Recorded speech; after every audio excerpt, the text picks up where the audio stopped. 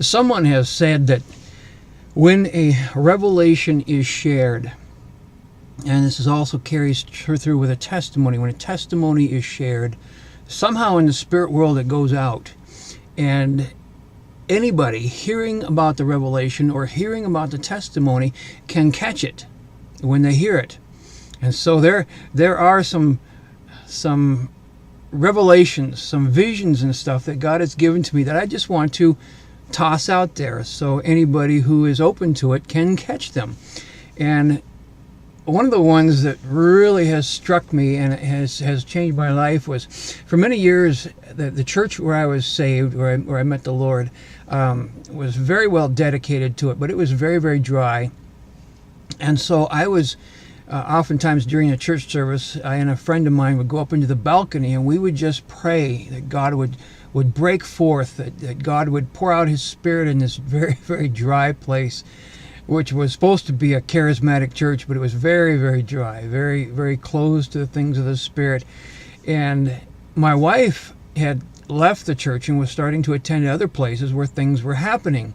And she would tell me, about all these things that are happening and how I should also come and join her at these other places on Sunday morning. And I told her, no.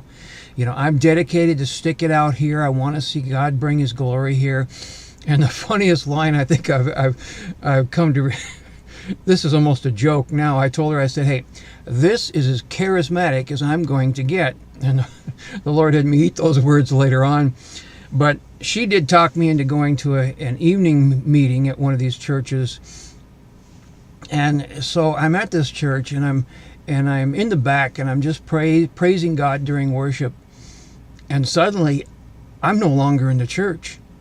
I find myself out in a desert. Now this is in a vision. I find myself out in a desert, a very flat desert, and it's like, whoa. I'm looking around, it's like, how did I get here?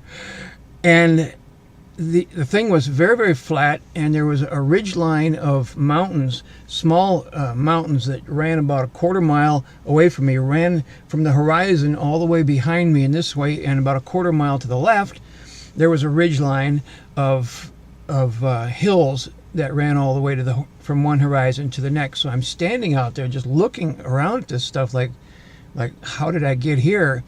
And suddenly in this vision, Christ came to me and He picked me up in His arms. And the amount of love that I felt radiating from Him just melted me. I felt like a stick of butter that had been set too close to a warm stove. I mean, I was just dripping. I think of those Harlequin romance magazines or books that you see at the checkout counter, where the woman is just melting in love, in her husband or her boyfriend's or husband's arms, just melting. And when Christ picked me up in His arms, that's what I felt like. I just was overwhelmed with this love and just felt like I was melting with it.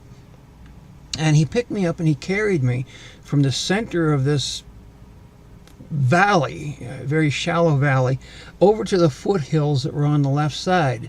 And then He set me down.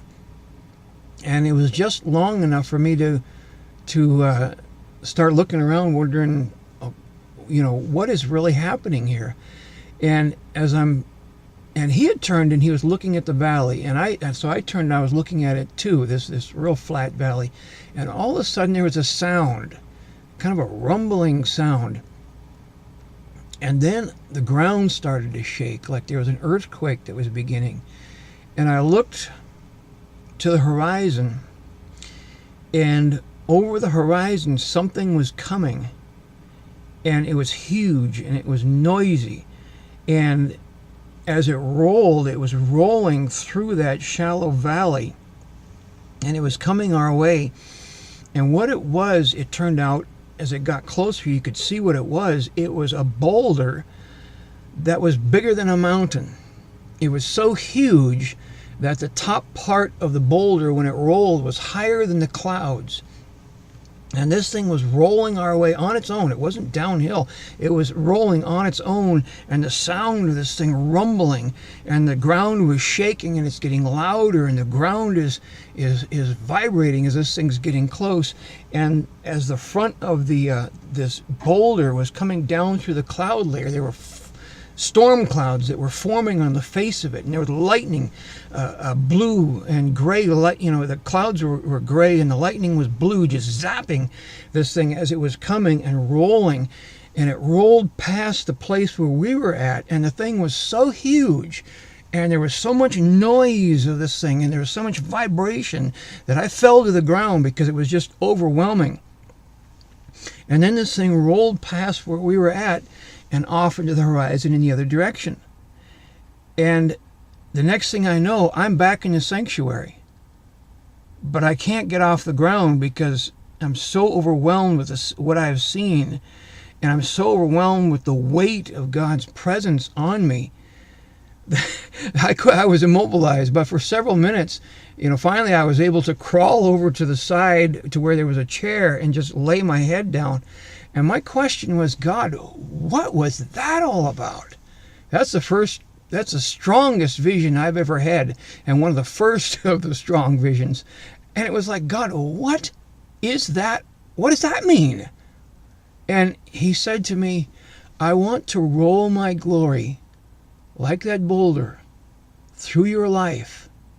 But first, I have to love you out of the way.